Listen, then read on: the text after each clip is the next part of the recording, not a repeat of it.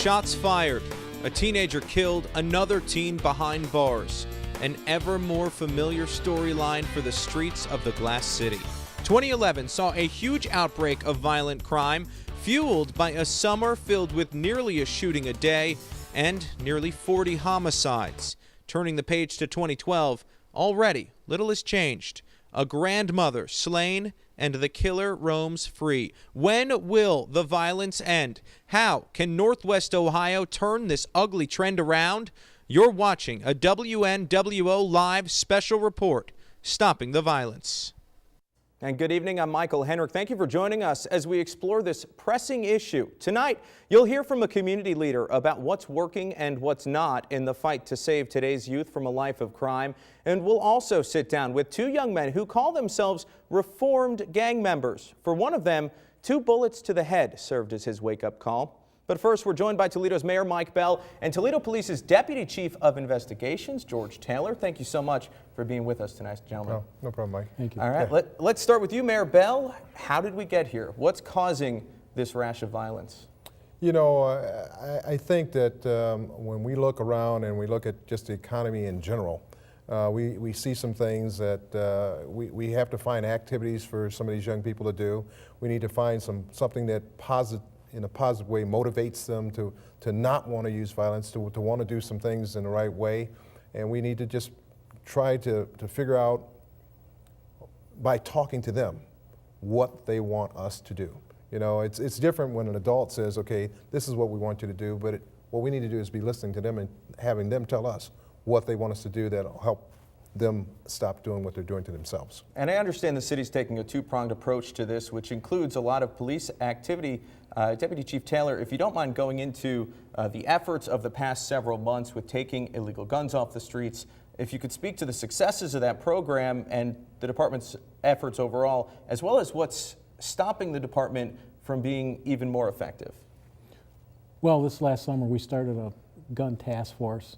It's officers, a number of officers working every evening on an overtime basis, and it's their job to identify people who may be carrying guns, people that may be out up to no good, and stop them and find out what they're doing. They've recovered a large number of guns. They've recovered a large amount of drugs, and they've also made a large number of felony and misdemeanor arrests. Now, with all that, though, the shootings continue. Last year, nearly 40 homicides. There were 2 homicides this year already, including an 81-year-old grandmother. We also saw a 23-year-old's body found in a field just Tuesday morning. As we roll some of the video from that, why, even with the successes and with the rising number of arrests, do we still see this? When is it going to turn around? Well, let me just be clear here. Based on our data, it was about 31 deaths last year. Okay. And when you look at our statistics of a metropolitan city compared to any other metropolitan city in the state of Ohio, actually they use us as the example of what is safe. So one of the things that we need to be clear here is, okay, not one person dying is a bad thing. Mm-hmm. But when we start taking it and we put people into a panic, then they start doing things that they may not normally do, and we have to be very careful on that. I think that the idea of being able to, the aggressiveness of the police force and some of the things that they've done, I think that you're going to be pretty impressed, and the chief is going to make an announcement in about a week or so of some of the things that have actually occurred that are very positive. And in the task force that they've had out there, and the way they pursued some of the convicted, or some of the people who have done these crimes, and been able to find them fairly quickly. In fact, it's the ability to grab these suspects happens quicker in the city of Toledo than a lot of other places. So I think the police department is doing a remarkable job at being able to attack this issue. But what people have to do is they have to be willing to, some of our people in the community have to be willing to step up and tell us, give us some inside information, maybe before these things are going to happen, because sometimes somebody knows something's going to happen. Right. Somebody knows somebody's mad at somebody, and they know that they're going to do something. And if they could give us the information before the shootings, that helps us. You know, after the shootings, then there's a lot of regret, and there's a lot of people who are upset, which creates another shooting and another person that might possibly die. And so we need our public to be more active with our police department to be able to help us.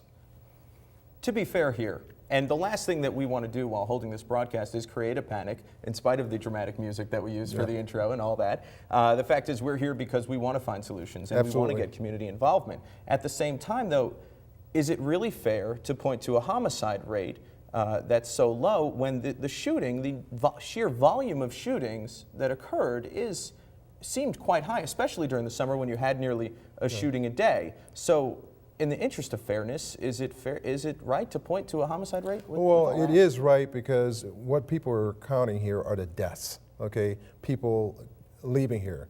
Nationally, this is an issue. So it's not just a Toledo issue, and that's the other part of this. You know, when we talk about it, we make it seem like it's just happening in Toledo.